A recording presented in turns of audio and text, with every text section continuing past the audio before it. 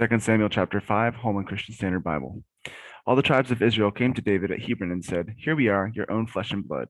Even while Saul was king over us, you were the one who led us out to battle and brought us back. The Lord also said to you, 'You will shepherd my people Israel and be ruler over Israel.'" So all the leaders of Israel came to the king at Hebron. King David made a covenant with them at Hebron in the Lord's presence, and they anointed David king over Israel. David was 30 years old when he began his reign. He reigned 40 years. In Hebron, he reigned over Judah 7 years and 6 months. In Jerusalem, he reigned 33 years over all Israel and Judah. The king and his men marched to Jerusalem against the Jebusites who inhabited the land. The Jebusites had said to David, "He will never get in here. Even the blind and lame can repel you," thinking David can't get in here. Yet David did capture the stronghold of Zion, that is, the city of David. He said that day, "Whoever attacks the Jebusites must go through the water shaft to reach the lame and the blind who are despised by David. For this reason it is said, 'The blind and the lame will never enter the house.'" David took up residence in the stronghold, which he named the city of David. He built it all the way up. He built it up all the way around the supporting from the supporting terraces inward. David became more and more powerful, and the Lord God of hosts was with him. King Hiram of Tyre sent envoys to David.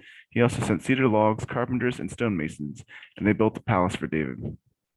Then David knew that the Lord had established him as king over Israel and exalted his kingdom for the sake of his people Israel.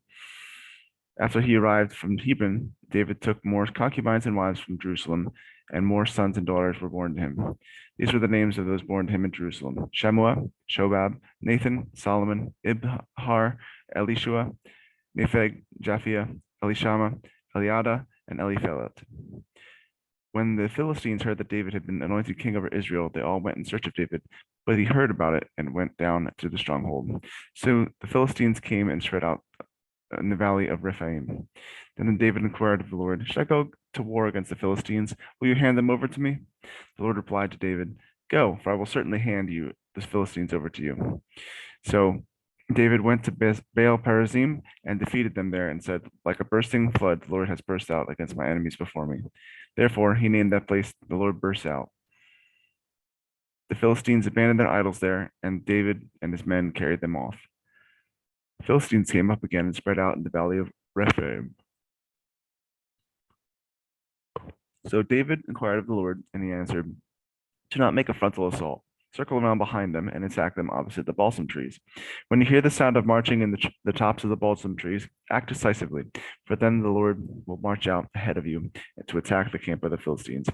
So David did exactly as the Lord commanded him, and he struck down the Philistines all the way from Geba to Gezer.